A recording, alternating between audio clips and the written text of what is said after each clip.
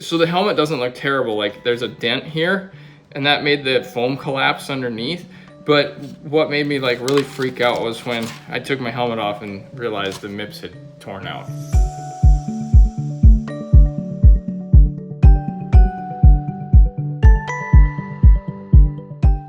Hey everyone, I'm JP the Stable Cyclist, and this sucks.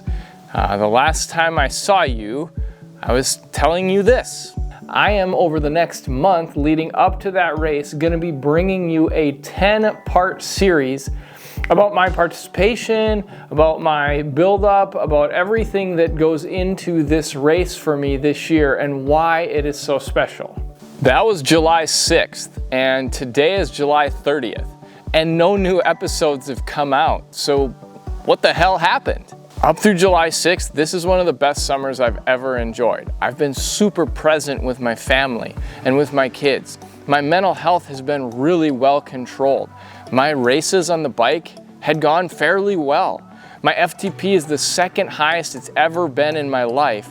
And I had just finished off the most amazing 3-week endurance block that I've maybe ever done. During that endurance block, I pretty much only touched my gravel bike. I hadn't ridden my mountain bike since the OC race out in Bismarck at the beginning of June.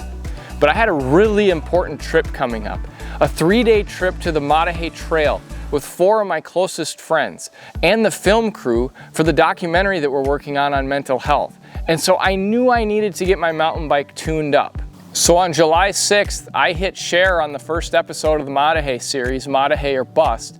And then I went into my workshop to get my mountain bike in order. Got the suspension tuned, I threw on new tires, and I did a lot of other just general maintenance on the bike to get it ready.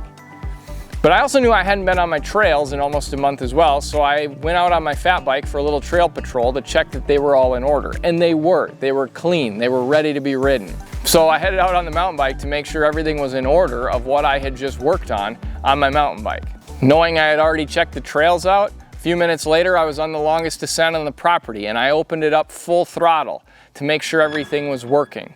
Now if you've watched my bike check video, you would have seen this already. This descent is called Lakeside and it takes you from the top to the bottom of the property in about 45 seconds. It's pretty easy on this descent by the bottom to hit 20 to 25 miles an hour, so imagine my horror as I came around this corner and saw this tree now lying in the trail, and it hadn't been there 20 minutes earlier. At 20 miles an hour, I had less than a second to do anything. I locked up my wheels, my momentum threw my body into this berm where I landed on my hip and then was clotheslined right here by this tree across the top of my head. That spun my body around and my feet ended up down there. But I immediately knew we had a problem. I took my helmet off, it was broken, and the MIPS section of your helmet that's supposed to protect against twisting in a concussion had actually torn completely out of the helmet. The real problem though was when I tried to stand up. I was in so much pain and I could hardly get to my feet. My right hip felt terrible. I made my way back up to the house, and when I got there, everyone asked if I was fine. I said, yeah, I feel fine. And honestly, I did. My head felt fine at the time. I was mostly worried about the fact that I could hardly walk because my hip hurt so bad. But I also knew deep down, with what had happened to my helmet, I almost certainly had a concussion. 24 hours later, concussion symptoms were full blown. I had suffered a bad concussion in 2013 in a bike accident, and I knew exactly what was going on. I went full darkroom protocols, and I either stayed in that dark room or came out and laid in a hammock out here for roughly the next week. And I just continued to feel terrible. But as bad as my head hurt and as bad as my symptoms were with the concussion, it was equally hard to just walk. I was in incredible pain anytime I tried to walk, specific to my pelvis. And it was strongly recommended that I go get an x-ray on my pelvis and make sure I hadn't broken it. My normal doctor is a true all-star, somebody I would trust with pretty much any situation in the medical field. But she was booked out for 2 weeks and there wasn't an availability for me to come in and see her. So I had to deal with the fill-in, who was a bit confused to say the least. She was very confused as how the accident had actually happened. She didn't seem to understand what mountain biking was. And in her report, she wrote, "The patient was involved in a dirt bike accident." And she also wrote later, "The patient is a competitive runner." Now, I was able to actually get an x-ray on my pelvis, and thankfully it came back negative. Even though my mental health was really under control, my emotions were all over the place. And to start with, I was just absolutely devastated to have to call my 4 friends, as well as the filmmaker, and say the trip is off. These people had all carved time out of their work schedules, out of their summer, to come and do this trip, to film for the documentary, and now we were having to cancel it. And everybody was so understanding, and they were so supportive of me, but I still felt like I was letting everybody down. But I was mainly really upset that I just wasn't getting any better. It didn't matter how much I rested or stayed away from screens. I was stuck on day 1, full of symptoms.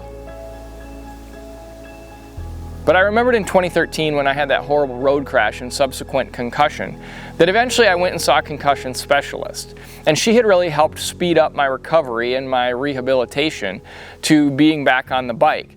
She's actually the one who got me into gravel racing, which effectively changed my life. On July 19th, I started working with her once again, and she did not think the Maah Daah Hey was off the table. She did want me to start doing a lot more exercising. She wanted me to go on walks every day. She wanted me to do a lot of core work, and she even wanted me to start riding my trainer every single day. The next day I started physical therapy on my hip, and immediately we found some issues with my SI joint on the right side. And so I went to work with exercises to re-strengthen that and re-strengthen my pelvis, and that's kind of where things stand. I'm doing a lot of activities specific to scanning and eye movements that are honestly also important in riding a mountain bike. But some of you may or may not have ever noticed I have a lazy eye. That means I see double a lot of times when I look to the left, and that's one thing that really complicates recovering from a concussion is when your eyes don't work together to begin with. How do you get them to work together once again? So a lot of eye exercises. Friday was the first time that I got to ride a bike outside, and I went on like a little 3-mile cruise, and it was just so fun to be back out on the bike again. Honestly, I'm just really thankful to be alive. I'm thankful for bike helmets. I'm thankful for people like concussion specialists and physical therapists who can help me get back on my feet. I've kind of had the realization as I've gone down and checked out the crash site how close this was to being catastrophic, and I'm grateful to be alive and to have walked away from it. Despite all that, despite all my progress, I will not be racing the Maah Daah Hey 100 this year. My exercise threshold right now is like 1 hour, and on the bike it's like an hour at 150 watts. And right now I don't handle the heat very well either. And neither of those things is gonna cut it in one of the most grueling races in America. But probably the bigger reason why I'm not doing it in my current condition is I'm not a pro. I'm a husband, I'm a dad, I'm a provider for my family, and I need to be on my A game in a few weeks when the school year starts and my real job starts. Now, the good news is I will still be at the Maah Daah Hey 100 next week. My SAG crew and I are still going out, and we will be supporting Tyler Huber, Ian Easton, and Ryan Ockery of the Burleigh County Bicycle Cult as they race the race. We will be providing SAG support for them. We will be creating content. We will be telling their story, and that's something you can watch for in the weeks to come on this channel. I said last time that there were going to be 10 episodes in this Maah Daah Hey 100 series, and that's still true. They're just going to look a little different than what I had initially thought. And if you don't want to miss out on where this is going to go, be sure to hit the subscribe button below. Finally, thank you. From the bottom of my heart, thank you. So many people in the last 2 weeks reached out when they realized I was completely off the grid and I was missing in action. When I have said, remember you are loved and go tell those around you that they're loved too, sometimes that just means checking in on somebody when they've gone dark. And for me, so many of you did that.